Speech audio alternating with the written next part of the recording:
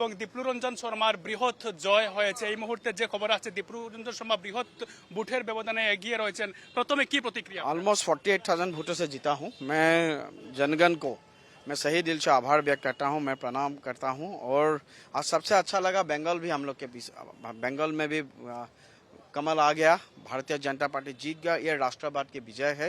बंकिम बाबू की धरती पर, स्वामी विवेकानंद की धरती पर यह राष्ट्रवाद की विजय है। डॉक्टर श्यामा प्रसाद मुखर्जी की धरती पर बंगाल बच गया। बीजेपी आया, बंगाल बच गया। अगर ममता बनर्जी रहते तो ये जो मुस्लिम लीग डायरेक्ट एक्शन कहता, ये तृणमूल कांग्रेस भी ऐसा ही लाइन में गिर जा रहा था। तो बंगाल बच गया। असम में भी हम लोग landmark under the leadership of doctor Himanta Biswa Sharma हम लोग का लैंडमार्क रिजल्ट हुआ है। मैं सही दिल से हर लोगों को, असम वासियों को, हर लोगों को मैं सही दिल से मैं प्रणाम करता हूँ, मैं धन्यवाद करता हूँ। আৰু এটা কথা, যেহেতু অসমৰ মুখ্যমন্ত্ৰী হওক বা অসমৰ বিভিন্ন আপোনালোকে পশ্চিমবংগত গৈ প্ৰচাৰ চলাইছিল আৰু বিশেষ কৰি দেখা গৈছে যে অসমৰ মুখ্যমন্ত্ৰী যি এলেকাত গৈ প্ৰচাৰ চলাইছিলে বিজেপিৰ বৃহৎ জয়লাভ হৈছে।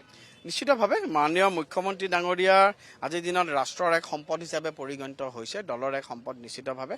আৰু আজি আমি যিখিনি কাম কৰিছোঁ আমি সেইটো কথাই কৈছোঁ যে আমি মাটিৰ কাৰণে কৰোঁ, আমাৰ মানুহৰ কাৰণে কাম কৰোঁ।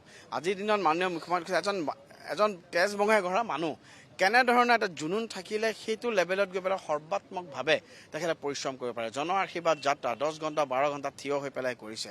গতিকে এইটো এটা তপস্যা, এই তপস্যাৰ ফল আজি আমি সকলোৱে পাইছোঁ। বিজেপিৰ যে 100+ লক্ষ্য এই মুহূৰ্তে অৰ্থাৎ ট্ৰেন্ডে চলছে, প্ৰায় 100-ৰ উপৰে চলছে, কি বলবেন?